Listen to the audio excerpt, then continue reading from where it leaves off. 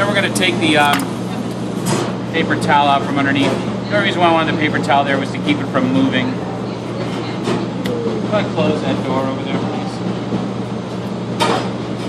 Okay, so we're going to take out the rib cage first. We're going to leave the belly on.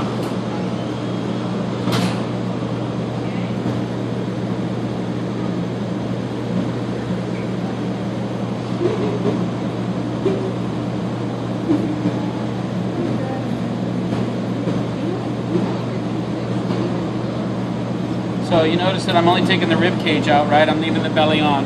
Yeah. Otherwise, if you dive the knife in, you lose way too much fish. So we're going to take out the fin now. We're just going to trim that belly, pull the fin out, cut back behind it.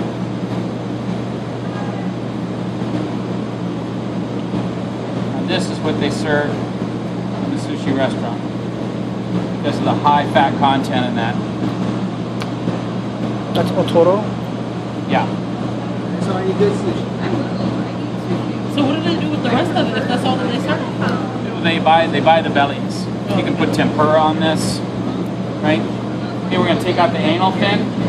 So we're going to go right underneath it, kind of make a C motion here. Take that out. Okay, so I'm guessing this fish had already been gutted. Yeah. Okay. I mean, you can see some of like whatever that stuff is right You there. didn't see the gut sac. Weren't you guys here for the gut sacs on the other fish, on the black cod? I couldn't hear anything you just said. Black cod.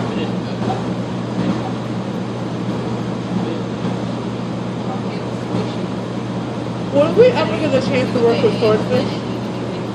No, it's really, it's very, very expensive, and it's loaded with mercury and tumors and cancers. And, It's expensive and it's horrible? yeah. That's crazy. What is Chef? Swordfish.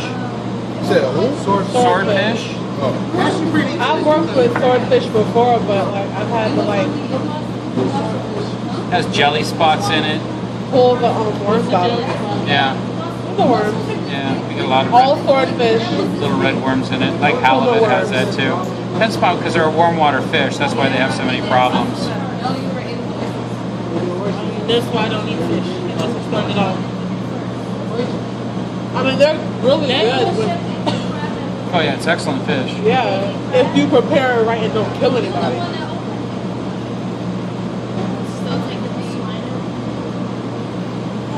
Why are you petting me? I'm not one of those people that go, oh my god, it's a bug, don't move. And The then back away. spine's already out. It's right here. These are pin bones. These are Pin bones? What does pin pin bones bones. actually do for the fish? Hold it together. You know you pick down. See, like each one of these lines that come up Yeah. go right to a pin bone. Okay. So each one of these lines right here is connective tissue in between the flesh. The orange is the flesh, the white is the connective tissue. How do you know if you got all the bones? You can feel them. Just feel them, yeah.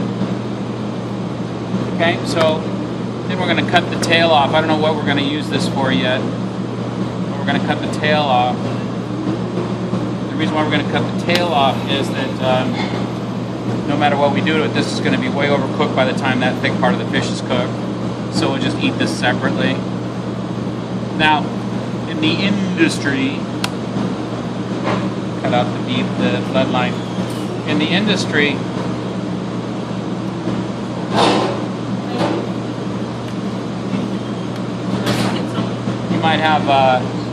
you might have a pool.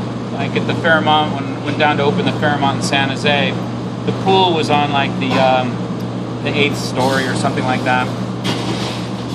And the pool in the place that I usually stay at in Hong Kong, Lingham Place, is on the 48th floor.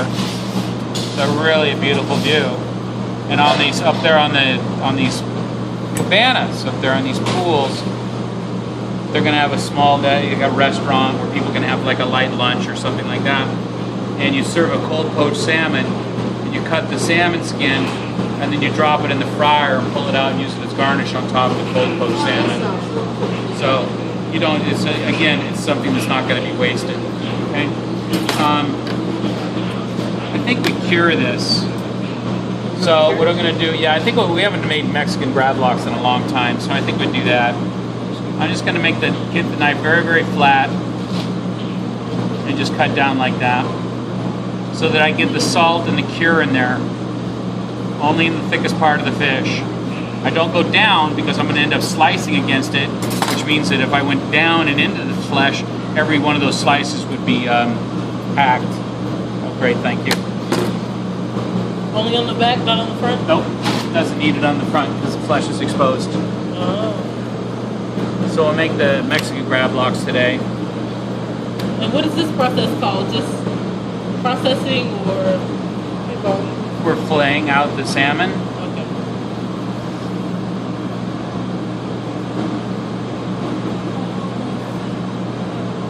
I know when you do it here, it's called dressing.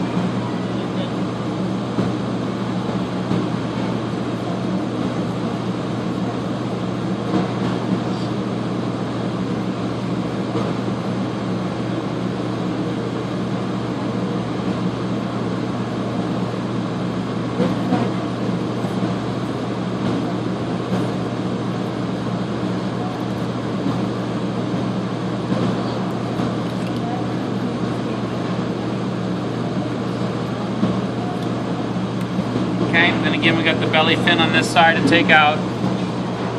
Cut back behind it, pull it out.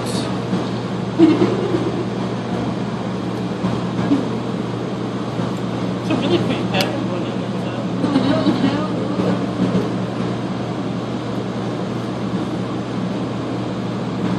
That. So this will be snacks.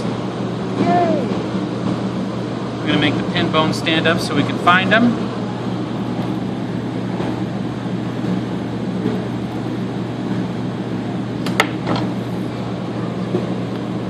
I'm going to pull the bones out to where the head would be if the head was still attached.